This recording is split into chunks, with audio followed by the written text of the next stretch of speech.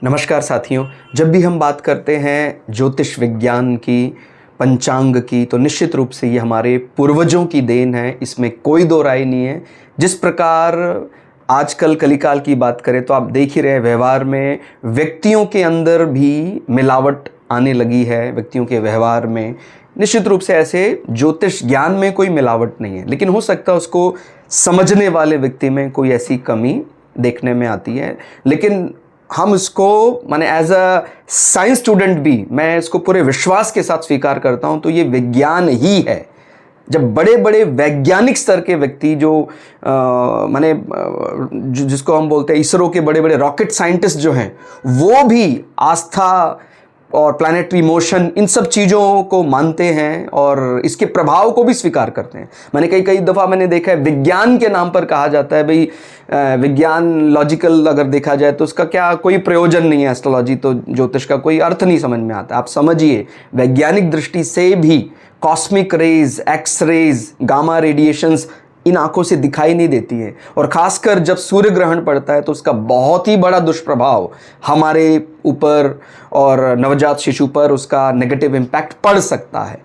और यही बातें हमारे पूर्वज कहते आए। हो सकता है उनका कहने का तरीका अलग प्रकार का हो, वो एक्सरेज की बजाय उसको किसी राक्षस की शैली के रूप में, माने राहु या केतु ऐसा अटैक करेगा। और यदि हम भगवान राम को मानने वाले लोग हैं, भगवान कृष्ण को मानने वाले लोग हैं, तो आपको पता है महाभारत में ये विवाद हुआ था कैलेंडर को लेकर कि भाई ये आपका कैलेंडर चंद्रमा पर आधारित है, सूर्य कैलेंडर आपका, तो आपका कैलेंडर अनुसार उनका जो अज्ञातवास है पूरा हुआ है, ये नहीं हुआ है। इसी प्रकार भगवान राम का चाहे नामकरण संसार की बात करें और चाहे उनके चार्ट की बात करें, तो वो ज्योतिष विज्ञान तो तब से था।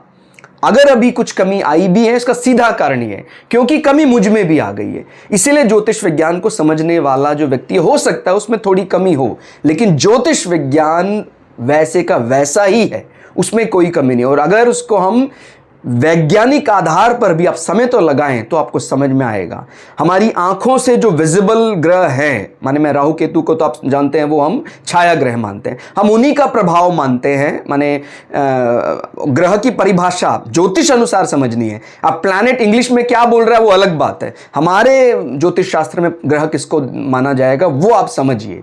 और जो दिखते हैं हमारे आंखों, उन्हीं का प्रभाव मान रहे हैं हम। नेपच्यून प्लूटो का प्रभाव नहीं मान रहे हैं क्योंकि वो आंखों से दिखाई नहीं दे सकता है। तो ज्योतिष को स्वीकार करना नहीं करना पूरी तरह आप स्वयं अपने विवेक से इसको तय करें, लेकिन वैज्ञानिक आधार इसका बिल्कुल है। जब विज्ञान